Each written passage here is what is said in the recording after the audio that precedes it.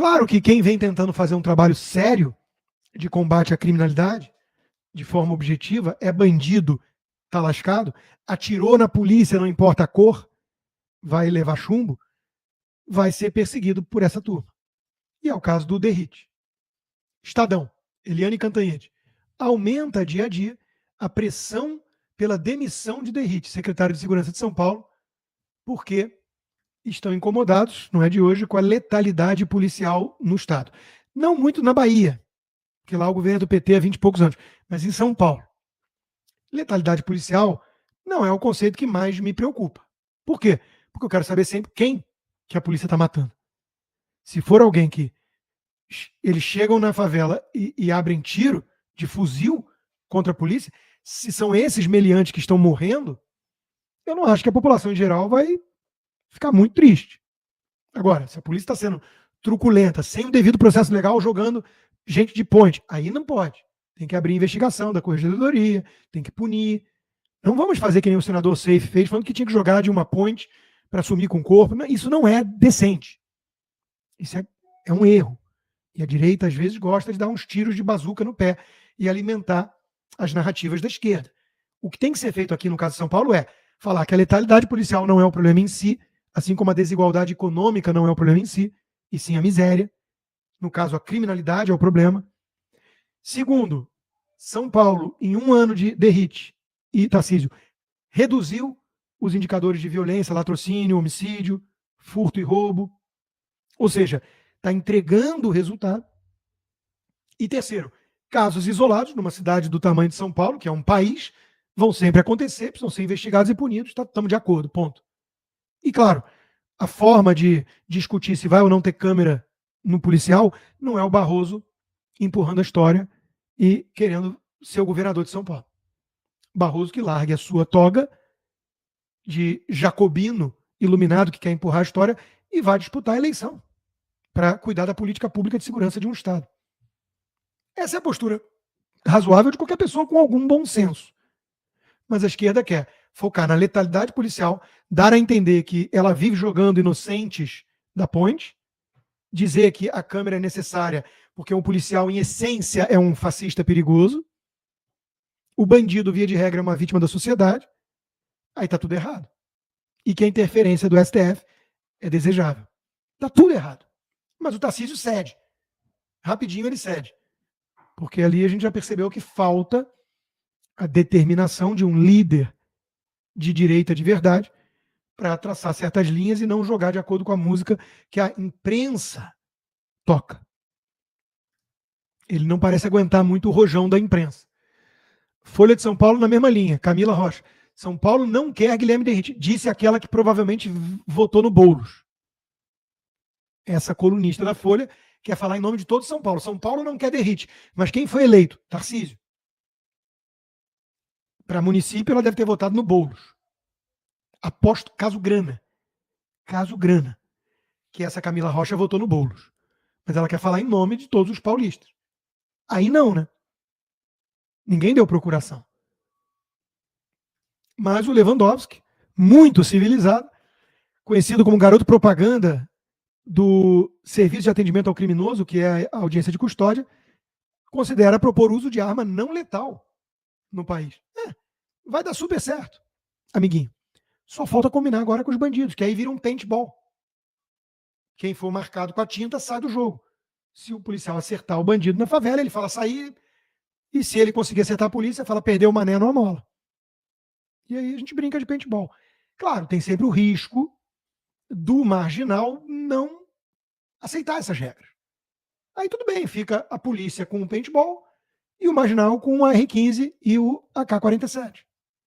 Acho que é mais ou menos isso que o Lewandowski está sugerindo, até porque ninguém vai acreditar a sério que bandidos que já estão com armas ilegais vão, do nada, depor suas armas e adotar também taser. É uma piada de mau gosto. O governo vai distribuir 20 mil pistolas elétricas para as polícias. Olha, nós precisamos de gente com mais coragem no Brasil hoje. Com a coragem de um Marcel Van Hatten, que falou o seguinte: esse pessoal do STF está protegendo o narcotráfico. Isso precisa ser dito. Os ministros do Supremo, hoje, são os maiores aliados do narcotráfico no Brasil.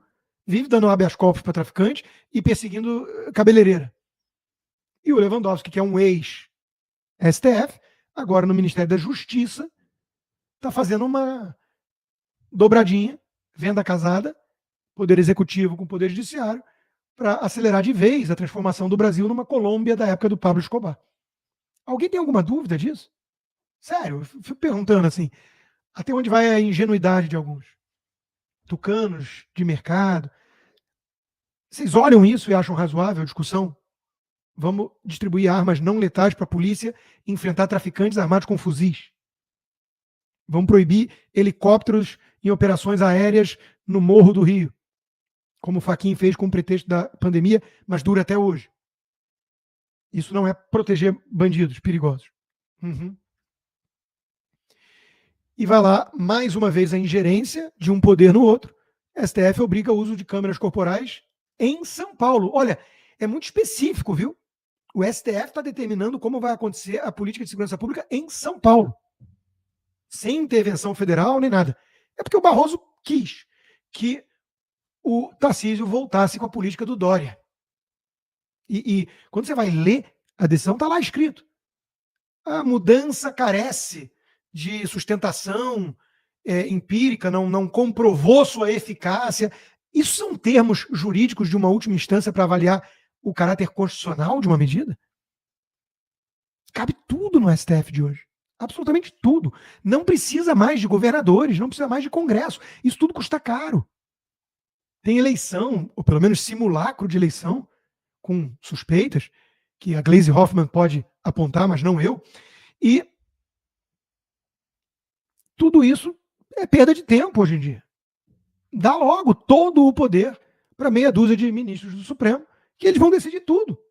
Nos mínimos detalhes em cada estado, pelo menos aqueles que não são governados pela esquerda, como é que eles têm que fazer.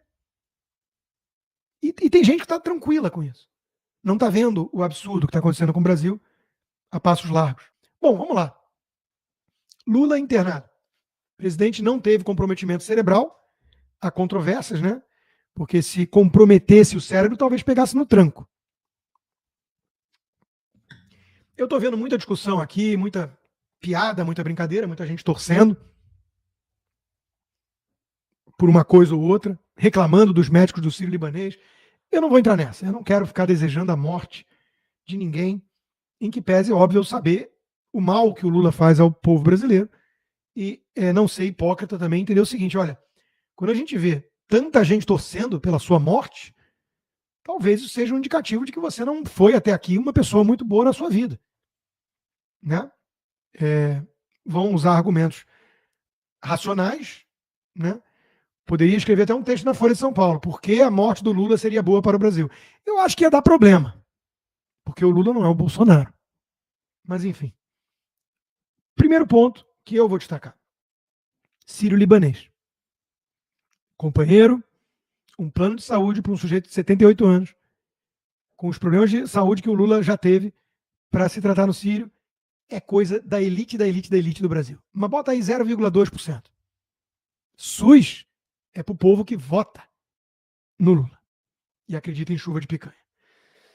Lula que foi sindicalista, é funcionário público e político a vida inteira, mas é multimilionário. Né? Então, hipocrisia é o primeiro ponto que eu chamaria atenção. Segundo ponto é que a saúde de um presidente da República é algo de interesse político. 2026 está logo ali, mas são mais 2 anos. Lula vai ter 80, 81, quase, com esses problemas de saúde. Então, isso tudo mexe um pouco no tabuleiro eleitoral, sim, na dinâmica dos partidos e tudo mais. Então, eu vou deixar aqui os meus comentários sobre isso. Né? Não tem muito mais a dizer. Queda no banheiro, desdém de Bolsonaro. Claro, estava faltando isso. Perdão. Peço perdão. Tinha que ter lido a Folha de São Paulo antes. Lula vai para a UTI do Sírio-Libanês. O que a Folha de São Paulo destaca? Queda no banheiro, desdém de Bolsonaro e cirurgia de emergência. Claro, conseguiram dar um jeito de colocar o Bolsonaro na equação. Olha, é de um nível de patologia, de fetiche, absolutamente doentio. É preciso tratamento psiquiátrico para um negócio desse. O cara que pensa, o Lula foi internado na UTI porque aquela queda, um mês depois, deu sequela, e a princípio alguns médicos dizem que é normal, que não é nada demais, que está fora de perigo. O que eu posso pensar sobre isso para escrever na manchete? Mete o Bolsonaro aí, o desdém do Bolsonaro. Louco. O cara que faz isso é completamente louco. Louco, louco. Eu sou Bolsonaro, mapeio um cara que faz isso porque eu quero até entrar com uma ordem de. Como é que a gente chama? De distância, manter a distância. Eu, pelo amor de Deus, o cara desse dorme e acorda pensando em Bolsonaro. É um nível perigoso de patologia. Tipo o do Juca Kfouri. A satisfação pelas quedas de clubes identificados com bolsonarismo. Acaba o campeonato, o Botafogo sai da UTI, comemora em uma semana 2 títulos importantíssimos, e o que o Juca Kfouri pensa, como petista que é? Os times bolsonaristas se deram mal, sendo que o Bolsonaro torce para o Botafogo no Rio. E sendo que as mudanças na lei de clubes que o Bolsonaro assinou permitiram que o Botafogo fizesse a mudança que fez. Deixando isso de lado, Juca Kfouri, o que você pensa sobre o resultado do campeonato? Vou meter o bolsonarismo no meio. São doentes. Nós estamos lidando com gente doente. Bom, a piada nós temos direito. No caso do deputado Reinhold Stefanes, não foi nenhuma piada. Quem manda no Brasil passa bem. Não foi Xandão que teve que fazer cirurgia no cérebro. Foi o presidente Lula, né? A rainha da Inglaterra, não confundam. Eu não acho que o Lula seja irrelevante. Hoje tem uma dobradinha tucanopetista. STF com PT. Mas sim, claro que a gente tem direito a fazer a piada. Me falaram que o presidente do Brasil passou mal. Fui pesquisar e Xandão acordou bem hoje sem problema. Não caiam em fake news. Quem manda nessa bagaça, a gente sabe quem é. E por falar nos dois, o Alexandre de Moraes andou reclamando desse sisteminha, né, de provar que você não é robô nas redes sociais. Ele disse que ele precisa de 3 tentativas para acertar. O que, cá entre nós, é um tanto constrangedor e me leva a questionar a sua capacidade cognitiva. Meu filho de 7 anos acho que acerta, semáforo de primeira. Mas para facilitar, a gente vai passar a colocar assim, ó, ladrão. Aí eu acho que o Alexandre de Moraes, se lembrar do que dizia há alguns anos atrás, ou escutar o que o Gilmar Mendes dizia, ou talvez o Barroso, eu acho que ele acerta. Ele pode perguntar para o Alckmin também. Que papo é esse de ladrão que quer voltar à cena do crime? Mas ladrão e cúmplices estão todos felizes, porque o Brasil voltou e o amor venceu. Lula e Toffoli selam as pazes após mágoa de quase 6 anos, quando Toffoli não autorizou Lula a visitar o enterro de um neto. A imprensa trata com a maior naturalidade isso aqui. Duros reveses à época da Lava Jato, a decisão de anular as condenações dos empresários Marcelo Odebrecht e Léo Pinheiro, além de invalidar o uso de provas obtidas no sistema que registrava as supostas propinas pagas pelo Odebrecht, tudo isso ajudou na aproximação. O magistrado chegou a dizer que houve conluio e uma verdadeira conspiração com objetivos políticos na Lava Jato. Ou seja, quando o Toffoli aderiu à narrativa lulista para demonizar a Lava Jato e para inocentar todos os companheiros que se lambuzaram na corrupção do PT, aí o Lula falou, tá bom, agora tá perdoado. Vamos voltar a ser amiguinho. E o Toffoli estava se esforçando para conseguir esse perdão. Perdão de capo é um negócio difícil mesmo, porque a lealdade que o capo exige é a ele, não a princípios e valores. Por falar em corrupção e Lula, estamos realmente na era do deboche. Perderam o pudor de vez. Eles sabem que eles têm o poder na mão, o que é diferente de vencer a eleição. No Dia Internacional de Combate à Corrupção, assinamos um decreto que fortalece integridade em contratos públicos de empresas privadas com licitação no governo federal. De novo, Lula postando isso. Lula. É escárnio. É puro escárnio. Bom, a Janja está pedindo orações para o marido. Eu não sei se ela está na turma que está torcendo por um certo resultado e incomodada com a equipe do Sírio-Libanês, ou se ela está na turma dos companheiros, dos corruptos, que precisam do Lula vivo para continuar se lambuzando. Eu não sei em qual lugar está a Janja. A gente nunca entende muito, porque uma vez alguém disse que a Janja, foi o próprio Alckmin que disse, né, que só a Janja gozava da confiança que ele tinha com o Lula. E eu não acho que o Lula esteja muito tranquilo, não acho que nem que o Lula aceite uma visita na UTI sem supervisão de terceiros do Geraldo Alckmin. Então não sei qual é a da Janja, não. O que eu sei é que eu tenho uma musiquinha nova para vocês. Aquele meu amigo produziu mais um sambinha e acho que vocês vão gostar. Para eu descansar um pouquinho a garganta, vamos lá de Janja. Eu dancei no samba da Dona Esbanja que eu financiei. Eu dancei no samba da Dona Esbanja que eu financiei. Eu só durmo em hotel caro, sou a dama de um rei. Como não tenho salário, uso o imposto do seu MEI.